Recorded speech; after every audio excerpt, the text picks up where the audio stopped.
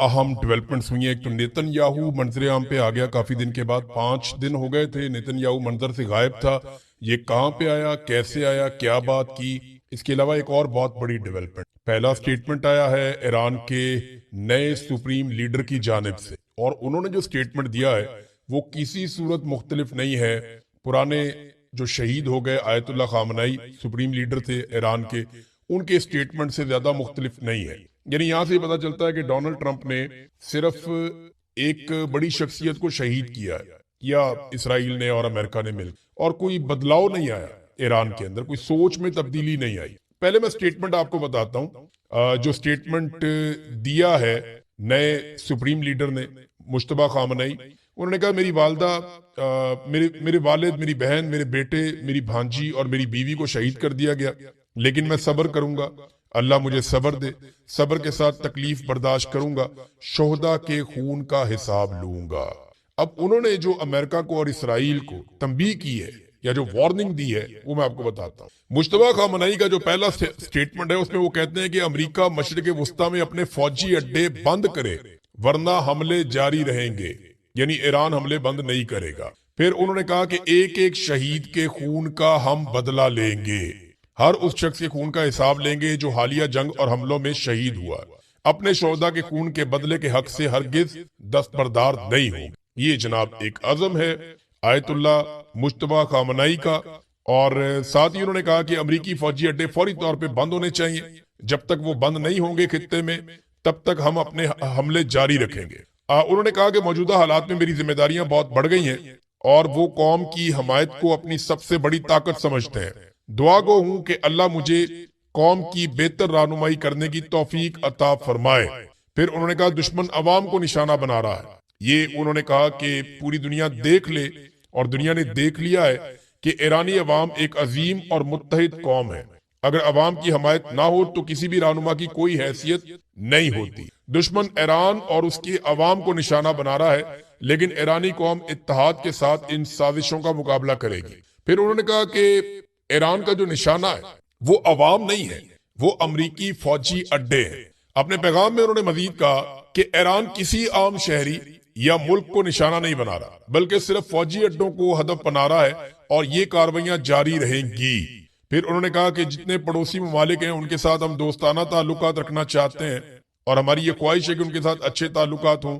Iran खित्ते में अमन चाहता है, लेकिन अपने दिफा और शोहदा के खून का बदला लेने से हम पीछे नहीं हटेंगे। ये जनाब स्टेटमेंट है। पहला ही स्टेटमेंट बहुत सख्त है उनका, उन्होंने साफ कह दिया जनाब यहाँ से अड्डे लेकर जाओ। दूसरा उन्होंने कहा हमले हम बंद नहीं करेंगे। तीसरा उन्होंने कहा कि हम तो बदला लेंगे जो हमारे साथ किया गया। चौथा उन्होंने कहा कि दुनिया देख ले कि ज्यादती हमारे साथ हुई है, हमने नहीं की। अब जो नेतन्याहू आया मंजरे आम पे, ये 5 दिन के बाद आया, और नेतन्याहू के बारे में कुछ आइडिया नहीं था कि ये किधर चले गए हैं, लेकिन अब पता चला कि नेतन्याहू ने किसी नामालूम मुकाम से एक प्रेस कॉन्फ्रेंस की है। ये जो प्रेस कॉन्फ्रेंस कल की नेतन्याहू ने, इसमें मीडिया उनके सामने मौजूद नहीं था, यानी नेतन्याहू कैमरा पे था, लेकिन मीडिया के जो क्वेश्चंस हैं वो ऑनलाइन आ रहे थे, सामने मौजूद नहीं था। वो उस तरीके से नहीं थी प्रेस कॉन्फ्रेंस के आप बैठ जाएं मीडिया में और सामने आ जाएं।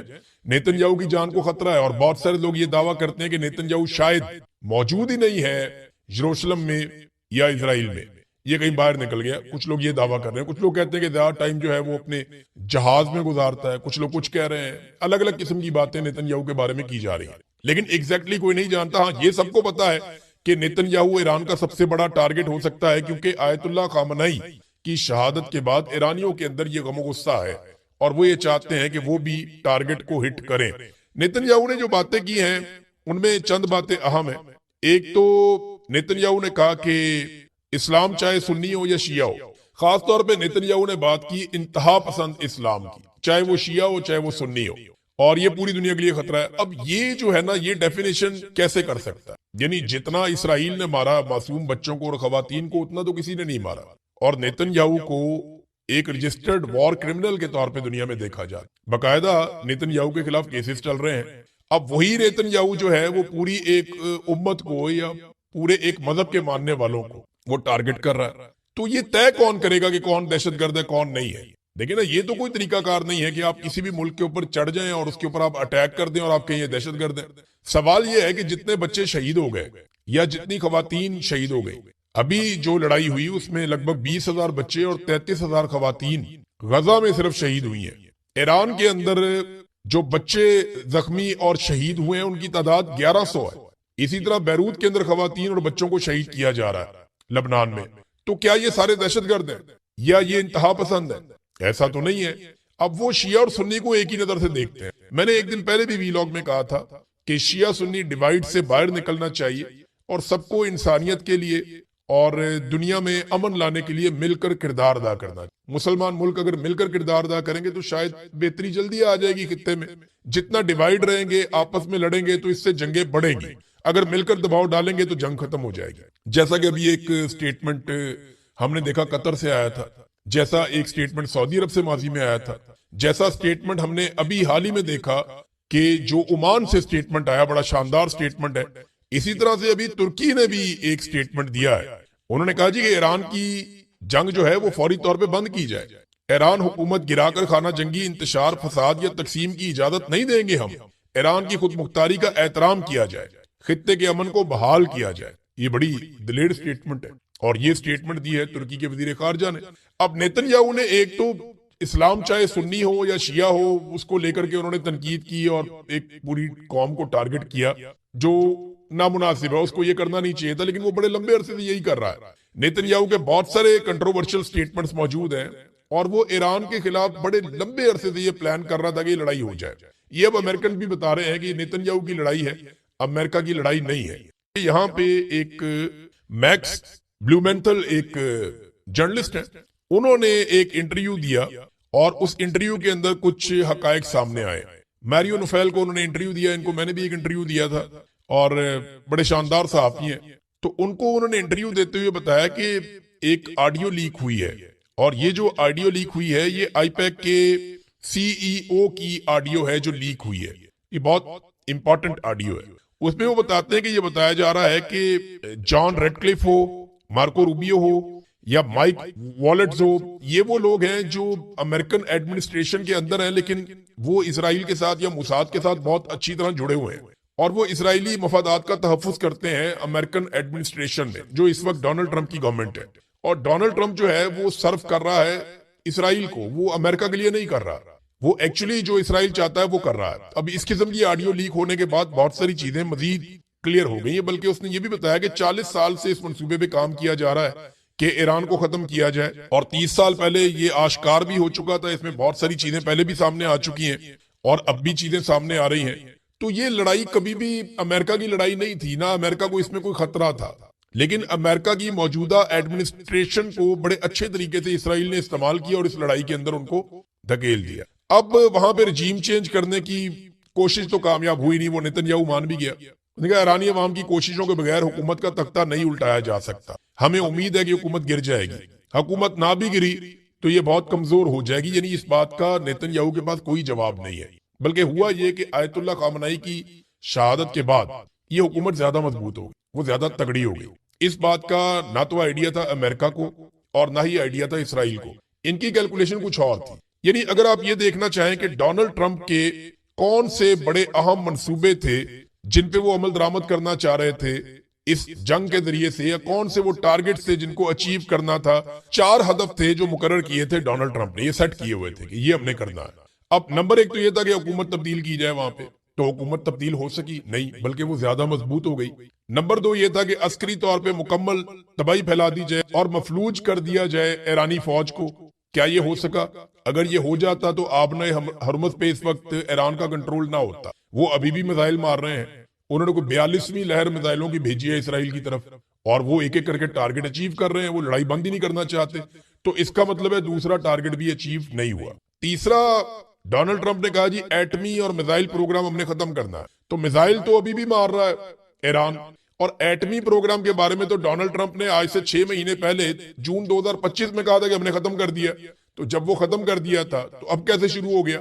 تو یہ ہر مرتبہ ایک دعویٰ کرتے ہیں آج بھی ایران کے پاس وہ صلاحیتیں باقی ہیں. یعنی مجھے اچھی طرح یاد ہے 2010 کی یا 9 کی بات ہے, غالباً 9 یا 10 کی بات ہے.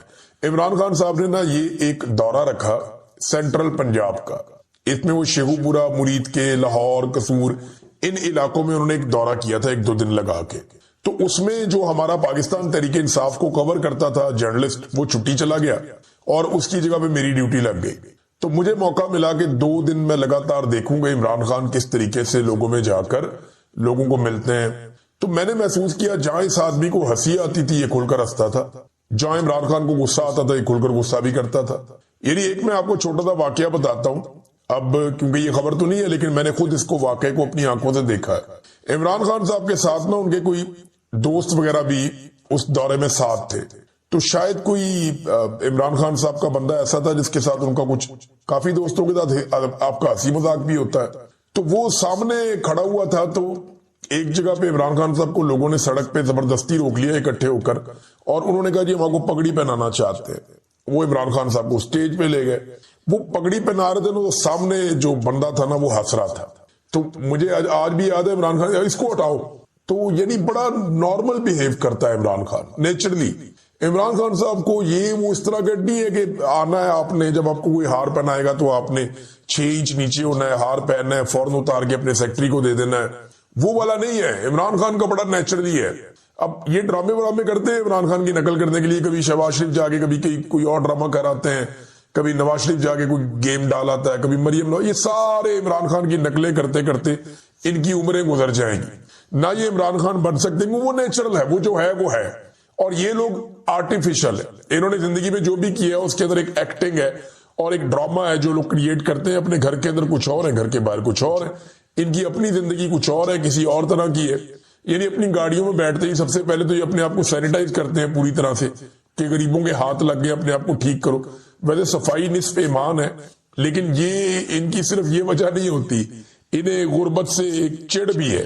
یہ عام آدمی کو, یعنی مجھے اچھی طرح یاد ہے کہ مظہر عباس صاحب کو غالباً مریم نواز صاحبہ نے ایک دن کہا کہ مظہر عباس صاحب یہ بیچارے 4 سال 5 سال نعرے لگاتے رہتے ہیں تو ان کو ایک آدھی تھپکی تو بنتی ہے نا کارکن کو. مجھے اچھی طرح واقعہ یاد ہے, تو میں نے اپنے کانوں سے سنی ہوئی ہے یہ بات. تو یہ کارکن کو اتنا ہی سمجھتے, کارکن کی اس سے زیادہ کوئی حیثیت ان کے نزدیک ہے نہیں. تو اس لیے جو آدمی عمران خان بالکل ایک ڈیفرنٹ پالیٹکس لے کر آ گیا, اب ان کی پارٹی بھی ویسی ہے, وہ سارے لوگ ایسے ہی کرتے ہیں. تو جب ایک ایسا ٹرینڈ آ گیا جہاں مڈل کلاس آ گئی سیاست کے اندر اور وہ نیچرلی بیہیو کر رہی ہے, چیزوں پہ رسپونڈ بھی کر رہی ہے, تو انہیں تکلیف ہو گئی اور وہ ہونی تھی. اب ناظرین عمران خان صاحب کی رہائی تو انہیں کرنی پڑے گی, یہ جو مرضی کر لیں, آج نہیں کرنی پڑے گی کل کرنی پڑے گی. ہاں عاصم منیر سب سے بڑی رکاوٹ ہے عمران خان صاحب کی رہائی کی, یہ ایک حقیقت ہے. کوئی عدالت عمران خان صاحب کی رہائی کے لیے رکاوٹ نہیں ہے, کوئی ادارہ عمران خان صاحب کی رہائی کے راستے میں رکاوٹ نہیں ہے. صرف عمران خان, اور کوئی حکومت عمران خان صاحب کی رہائی کے راستے میں رکاوٹ نہیں ہے. صرف عاصم منیر صاحب عمران خان صاحب کی رہائی کے راستے میں رکاوٹ ہے, اور یہ چند لوگ ہیں جو رہائی نہیں ہونے دے رہے, ورنہ عمران خان صاحب رہا ہو جاتے اب تک. کوئی قانونی نقطہ نظر سے تو ان کو قید میں رکھا نہیں ہوا, یہ تو ان کے بدترین مخالفین کہتے ہیں عمران خان صاحب کے. پوری دنیا میں ہر جگہ پہ وہ کہتے ہیں کہ جناب عمران خان جو ہے وہ اس لیے جیل میں نہیں ہے کہ وہ گناہگار ہے, وہ اس لیے جیل میں ہے کہ اسٹیبلشمنٹ سے اس کی لڑائی ہے. اور عاصم منیر نہیں چھوڑے گے عمران خان کو, لیکن چھوڑنا تو پڑے گا. یہ آج نہیں تو کل چھوڑنا پڑے گا, اور یہ مجھے ایسا لگتا ہے کہ آنن فانن سب ہوگا اور انہیں چھوڑنا پڑ جائے گا. اور 2024 کے الیکشن میں جس نے گند مارا ہے نا 2024 کے الیکشن میں, ان سب کا احتساب ہوگا, ان سب کو ایک دن جواب دینا پڑے گا. یہ جتنے افسر ہیں یا سرکاری ملازم ہیں جنہیں بڑا شوق ہے نا سیاست کرنے کا, یہ سارے آپ کو مستقبل میں رائے بنڈ کے باہر یا بلاول ہاؤس کے باہر بیٹھے ہوئے آپ کو نظر آئیں گے, اور ان کی کوئی اوقات رہ نہیں جائے گی. آج یعنی آپ اندازہ کر دیں عمران خان کو ریلیونٹ کرتے کرتے یہ کہاں پہنچ گئے. اور اب تحریک تحفظ آئین پاکستان والے پنجاب جانا چاہ رہے ہیں, انہوں نے جی ٹی روڈ کے راستے جا رہے ہیں. 4 سال گزر گئے ان کو رجیم چینج آپریشن کیے ہوئے, لگ بھگ 4.25 سال ہو گئے. 4.25 سال کے بعد آج بھی ان کی اوقات یہ ہے کہ انہیں پورے پنجاب میں کریک ڈاؤن کرنا پڑتا ہے کوئی بھی پولیٹیکل ایکٹیویٹی شروع ہونے سے پہلے. یہ اب تک لوگوں کے دل میں جگہ نہیں بنا سکے, یہ اب تک لوگوں کے بیچ میں پینیٹریٹ نہیں کر سکے. ان کی اوقات ہی نہیں بچی, یہ کر ہی نہیں پائیں گے, ان سے ہوگا ہی نہیں, اور یہ نہیں کر پائیں گے. یہ سب کو سمجھ آ گئی ہے, ان کے جانے کا وقت ہے. اب سمجھیں آپ, یہ آج نہیں تو کل چلے جائیں گے, کیونکہ ایک چیز بھی یہ نہیں سنبھال سکے اس ملک کی. یعنی جن لوگوں کو لایا گیا جعلی فارم 47 کے اوپر, وہ لوگ بالکل نالائق, نکمے اور نکھٹو ثابت ہوئے، نااہل ثابت ہوئے. وہ ویسے تو الیکشن نہیں لڑ سکتے تھے، پبلک میں بھی فارغ ہو گئے، لیکن انہوں نے کوئی ایک کام کر کے نہیں دیا اس ملک کے اندر. عوام کے اندر وہ تھوڑی سی بھی جگہ نہیں بنا پائے. عمران خان صاحب نے جیل سے بیٹھ کے ایک شخص کو کہا کہ ذہنی مریض ہے، پورا نظام ثابت کرنے پہ تلا ہوا ہے کہ ہاں وہ واقعی ذہنی مریض ہے.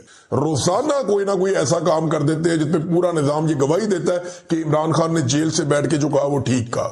یعنی کبھی D G I S P R کی پریس کانفرنس، یا تو کیا کوئی بنتا ہے؟ آپ اٹھ کے سیاسی پریس کانفرنس کر رہے ہیں اور عجیب طریقے کی آپ کی باڈی لینگویج ہے جو کسی پروفیشنل سولجر کی ہو ہی نہیں سکتی. کبھی انڈیا میں دیکھا آپ نے کسی کو ایسے پریس کانفرنس کرتے ہوئے؟ کبھی بنگلہ دیش میں دیکھا کسی فوجی کو ایسے پریس کانفرنس کرتے ہوئے؟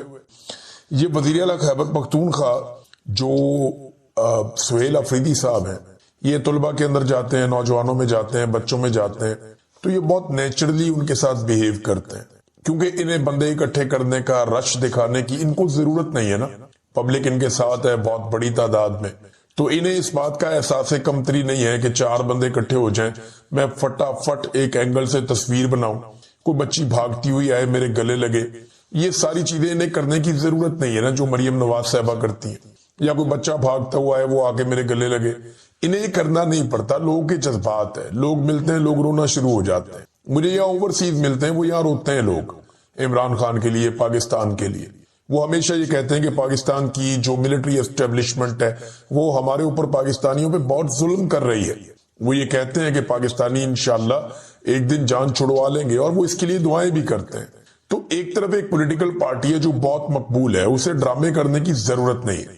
دوسری طرف پولیٹیکل پارٹی دے وہ بےچارے کبھی یہاں ڈرامہ بناتے ہیں، کبھی وہاں ڈرامہ بناتے ہیں، کبھی یہاں ایکٹنگ کرتے ہیں، کبھی وہاں ایکٹنگ کرتے ہیں.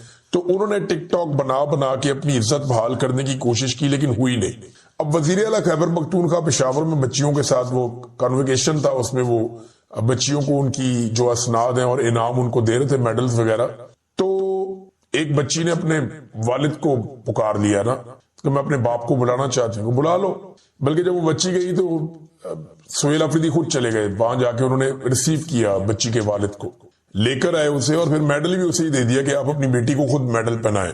وہ بچی کی آنکھوں میں آنسو تھے، اس کا باپ بھی بہت خوش تھا، لیکن اس کے باپ کا کانفیڈنس دیکھ کے مجھے بڑی خوشی ہوئی. یعنی مجھے ایسا محسوس ہوا کہ اسے لگا کہ اس کا اپنا کوئی آدمی ہے جو وزیر اعلیٰ.